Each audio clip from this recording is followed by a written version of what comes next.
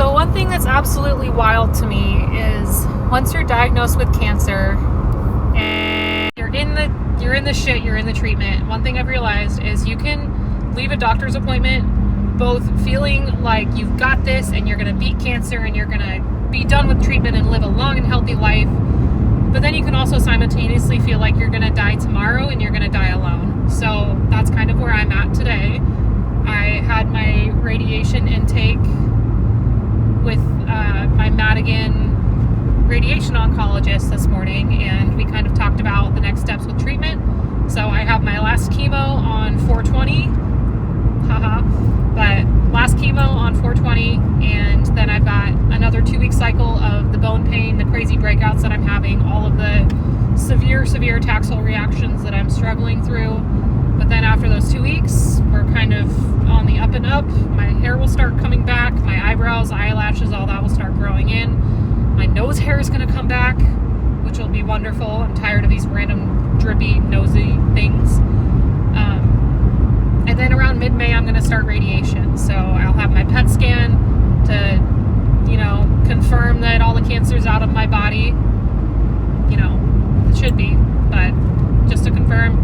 And then we'll do an intake CAT scan for radiation, and then I'll have 16 rounds of radiation Monday through Friday, because obviously cancer doesn't grow on the weekend. I don't know. But Monday through Friday, 16 rounds of radiation, so about 3 weeks of that. So by mid-June, I should be done with treatment and heading back to Colorado. So that's my update.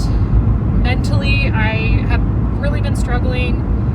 I've had a lot of friends that I've leaned on and people I've vented to about it. I've got an amazing therapist that helps me work through just the normal feelings of suddenly being faced with mortality and cancer. So crazy stuff. It's just also really hard when I'm in so much pain from this chemo and struggling through that.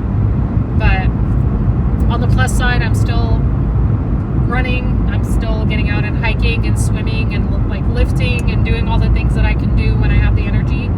And that has probably been the biggest factor to why I'm managing chemo overall well. And my oncologist this morning said that that's also going to help me with radiation. So get off the couch today, go on a walk. I'll say it a million times, if your insurance covers genetic testing, do it. Catch things early. Get a mammogram if you're under 40. Do prostate and colonoscopies and all those checkups.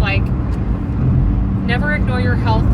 I never was someone that did, but I also just kind of got this triple whammy of BRCA2 positive breast cancer that's highly aggressive with lymph node invasiveness that wants to spread, and 4 tumors, and just kind of the worst of the worst. I've never been someone to do anything half-heartedly, so I guess that also includes having cancer. But things are looking good.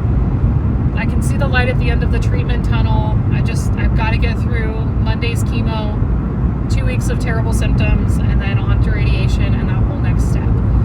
I have been training for a sprint triathlon, so that involves a 500-yard or 500-meter swim, I don't remember, 13 miles on the bike, and a 5K. So I can run a 5K, I can bike 15 miles right now, and swimming is kind of where I'm still working on the endurance portion. But I was going to do one at the end of June, either in Enumclaw or in Loveland, Colorado. I have to push it because while I'm doing radiation, I can't be in a chlorinated pool. So probably the end of summer, I'll be doing a sprint triathlon somewhere in the U.S. If anybody wants to either join me or cheer me on, that's great. But yeah, more to come on that. But thank you for all the support and everything that, the kind words, the wishes, the donations to the GoFundMe. It's all really helped me in a positive way and just helped me get through this. And I want to pay it forward however I can. Right now, I've been donating my time to a community